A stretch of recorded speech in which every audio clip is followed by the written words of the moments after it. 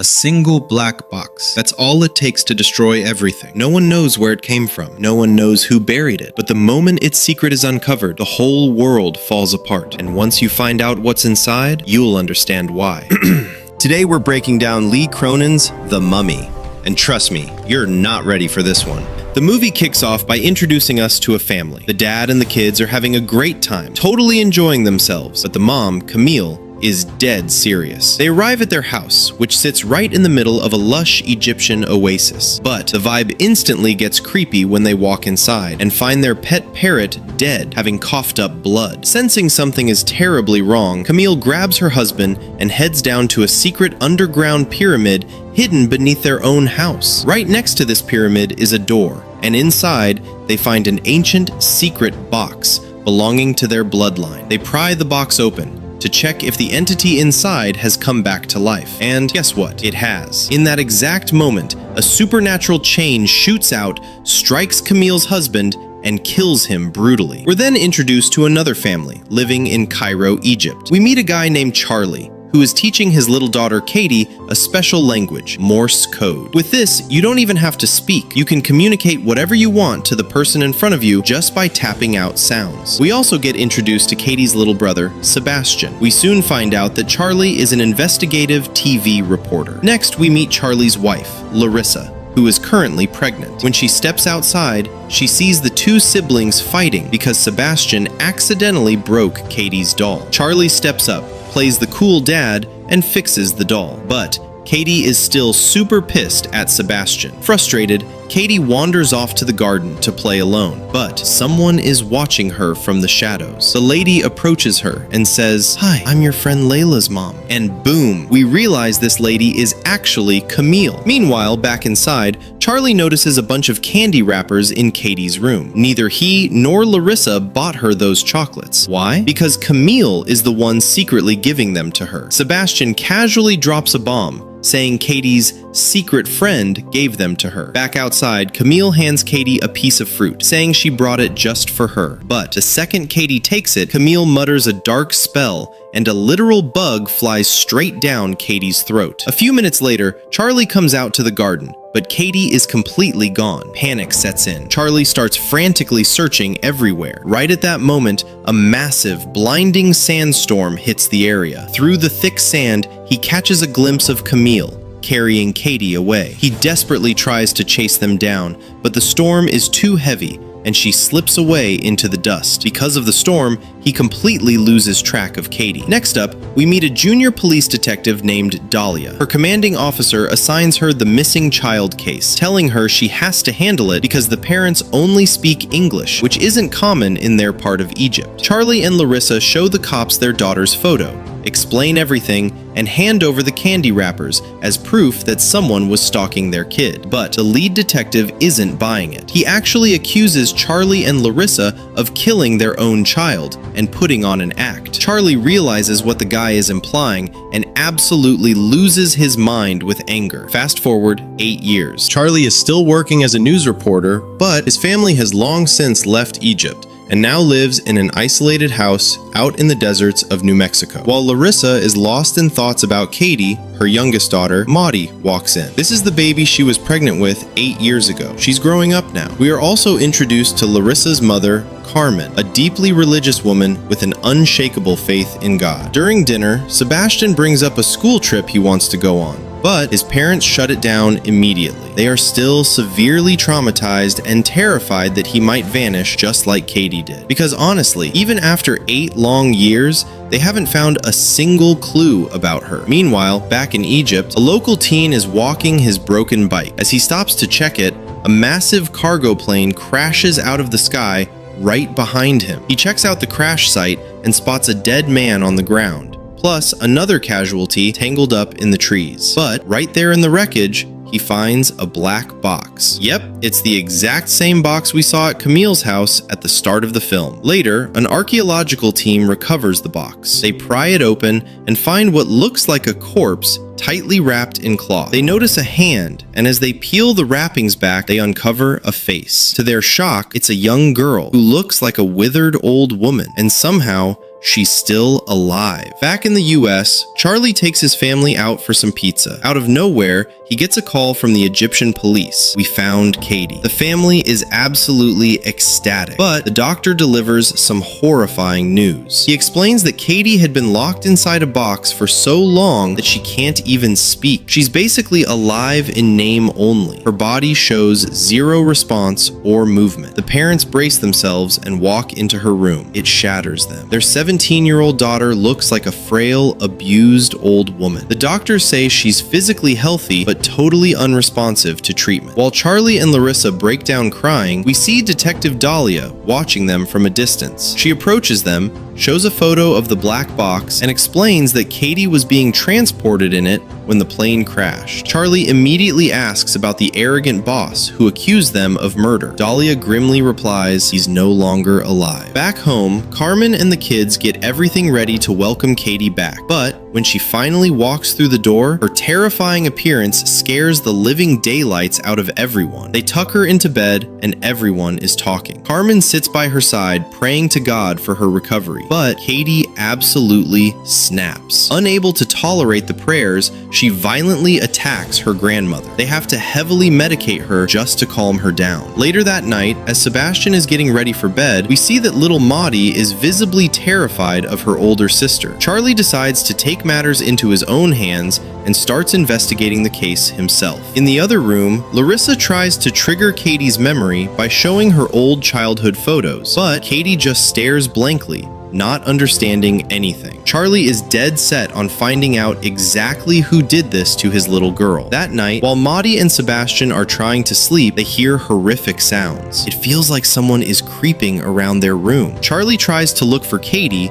but she's nowhere to be found. Larissa soon realizes she's missing too. The creepy noises are coming from a small crawl space door inside the kids' room. When the parents arrive and open it, they find Katie scurrying around inside like an animal. They try to grab her, but she's too fast. So Charlie flanks her from the other side. When they finally corner her, they catch her mid-bite, eating a live scorpion. The kids watch in absolute horror as Charlie and Larissa wrestle her to the ground and force her to vomit the scorpion out. The next morning, on the way to school, the kids are stopped dead in their tracks. A pack of wild wolves is just standing in their front yard. They manage to slip past them, and Charlie strictly warns the kids not to say a word about Katie to anyone. Sebastian asks what the hell is actually wrong with his sister, but Charlie has no answers for him. Back at the house, Carmen and Larissa are cleaning Katie up. Larissa tries to trim her nails, but they are unnaturally thick and rock hard. Meanwhile, Charlie goes around the house locking up all the small crawl space doors. While doing this,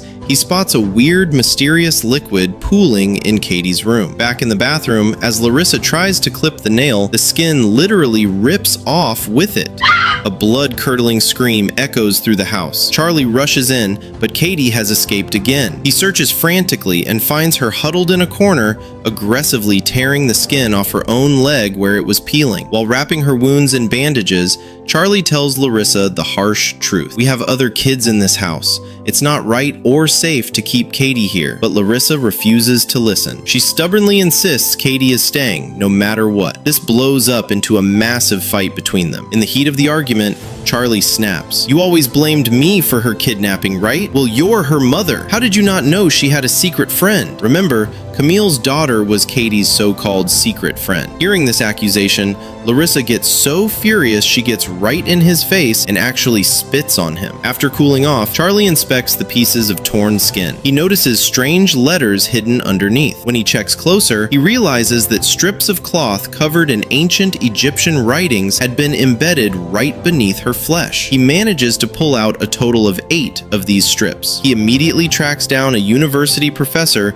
who specializes in studying Egyptian mummies. Charlie shows him the photos and begs for his help. The professor gets visibly shocked, but agrees to help translate what the letters mean. Charlie goes back home, sits by his daughter, and cries over her condition. Suddenly, he hears a rhythmic clicking sound coming from her mouth. It hits him. She's using Morse code, the same language he taught her at the beginning of the movie so she could communicate without speaking. He scrambles for a pen, writes down the sequence, and uses a Morse code translation sheet. The message spells out one word, Layla. He immediately calls Detective Dahlia and tells her he found a clue. Dahlia points out that Layla is a super common name in Egypt, but Charlie begs her for help. Dahlia asks if they knew anyone named Layla back when they lived there, or if anyone in their neighborhood had that name. That sparks a memory. Charlie remembers Katie's secret friend and starts tearing through all the old support letters they received after the kidnapping. Meanwhile, little Maudie hears a noise coming from Katie's room. When she gets close, Katie suddenly speaks in a creepy voice. "Maudie, I love you so much. Come closer," luring her in. This is the moment we realize the horrific truth. Katie is possessed by a demon. Katie then whispers an incantation, completely putting Maudie under her trance. Back to Charlie, he finally finds a letter. On it is a picture of a candy wrapper, the exact same candy from Katie's room at the start of the movie. Inside, a girl had written a letter expressing her sadness over what happened, and the signature reads, Layla Khalil. Dahlia immediately tracks the origin of the letter and finds Layla Khalil's exact home address. The professor calls Charlie back in and reveals the terrifying translation of the skin parchments. The writings are ancient binding spells used to trap a demonic entity called Nazmaranian. He plays an old radio recording explaining that Nazmaranian is an insanely powerful demon whose only goal is to wipe out the world. And worst of all, it's immortal. It cannot be killed. The only way to stop it is to trap the demon inside a living human host and then bind that person in parchment covered in those specific magical incantations. After that, the host body must be sealed inside a box to contain it. Ensuring this demon never escapes has been the lifelong duty of one specific family, passed down from generation to generation. And yep, it's Camille's family. Because Maudie is still being controlled by the demon inside Katie, she completely loses her mind at school and viciously cusses out her teacher. In Egypt, Dahlia pulls up to Layla Khalil's address. It's the exact same house from the beginning of the movie. Layla Khalil is Camille's daughter. Dahlia sneaks inside the empty house and eventually stumbles upon the secret underground pyramid and a hidden door. At that very moment, Camille is heading back home. Dahlia steps into the crypt, and the place is incredibly creepy. She spots the distinct markings on the floor and realizes this is exactly where Katie's black box was hidden all those years. As she tries to call her team, Camille sneaks up on her. Dahlia points her gun, but Camille lunges to attack, forcing Dahlia to shoot her. A young girl sees this and takes off running. Dahlia chases after her. The girl runs to a spot and starts digging a hole in the dirt. Dahlia catches up, aims her gun, and orders her to put her hands up. The girl pulls a small box out of the hole and shows it to her. This girl is actually Layla Khalil. Inside the box is a VHS tape with the name Katie written on it. Back in the US, Carmen is praying for Katie's well-being, while Larissa is busy doing chores. Maudie is still acting super weird, and Charlie is finally driving back home with the kids. Upstairs,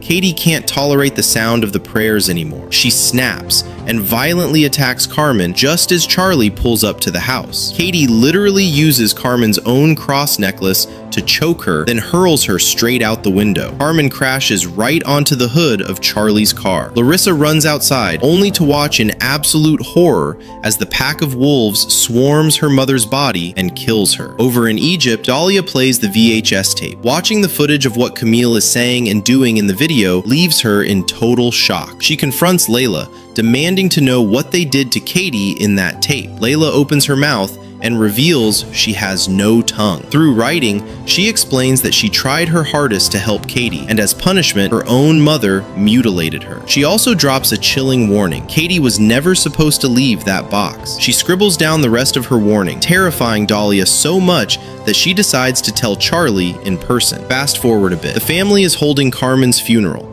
and the house is packed with guests. Maudie notices a dark liquid dripping from the ceiling directly beneath Katie's room. Charlie is standing guard outside Katie's door to keep everyone safe. Sebastian comes upstairs and says, "I'll stay here. You go," sending him down to Larissa. Downstairs, Charlie and Larissa grieve and talk about the absolute nightmare their lives have become. Upstairs, Katie begs Sebastian to open the door, but he refuses to listen. Suddenly, he starts hearing deafening, terrifying noises in his head. A second later, Katie physically smashes through the floorboards to escape. Total pandemonium breaks out. Possessed Maudie walks up to Carmen's dead body, puts on her grandmother's dentures, and starts viciously biting the guests. At the same time, Larissa looks over and sees Katie gnawing on her mother's corpse. Everyone screams and runs out of the house in terror. The funeral is completely ruined. They manage to tie Katie up. They are packing to get as far away from this place as possible when the doorbell rings. It's Dahlia. She immediately plays the VHS tape for them. Since Camille is speaking in ancient Egyptian, Dahlia translates it. On the tape, Camille says, "Many years ago, my family bound the demon Nazmaranian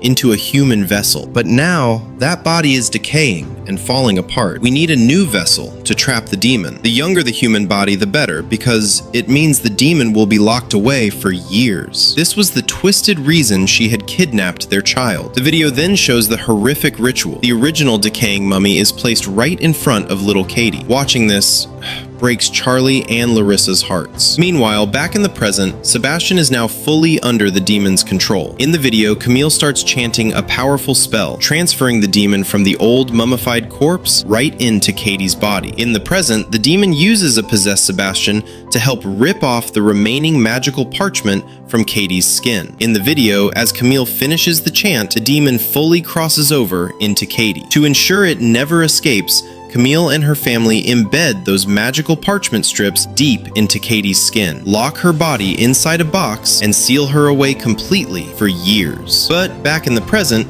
because Sebastian just removed those binding spells, the demon is now completely freed. Larissa realizes what's happening. As she and Dahlia rush to try and save Katie, a massive sandstorm engulfs the house outside. Charlie, still frozen in shock at the video, turns around and sees that the demon has resurrected dead Grandma Carmen, turning her into a living demonic minion. Charlie tries to fight his way to Katie, but the demon violently attacks him and knocks Dahlia out cold. Meanwhile, Larissa gets cornered by her possessed son Sebastian. When Dahlia regains consciousness, Demon Carmen grabs her and violently drops a live scorpion down her throat. The scorpion literally tries to burrow out through her neck.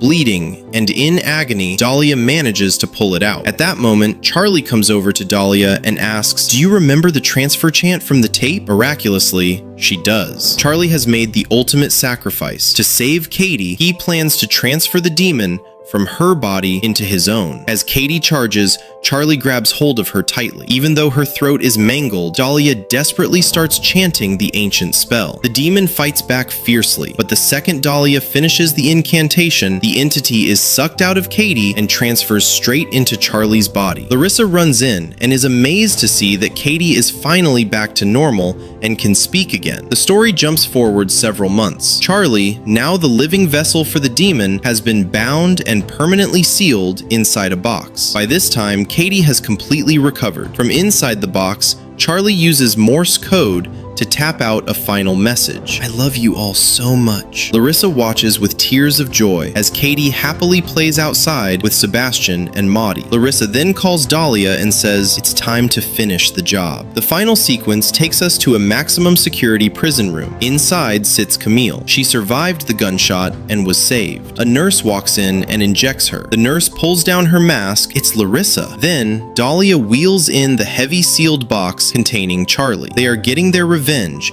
by transferring the demon out of Charlie and directly into Camille's body. The movie ends with the sound of Dahlia loudly chanting the ancient transfer spells as the screen cuts to black.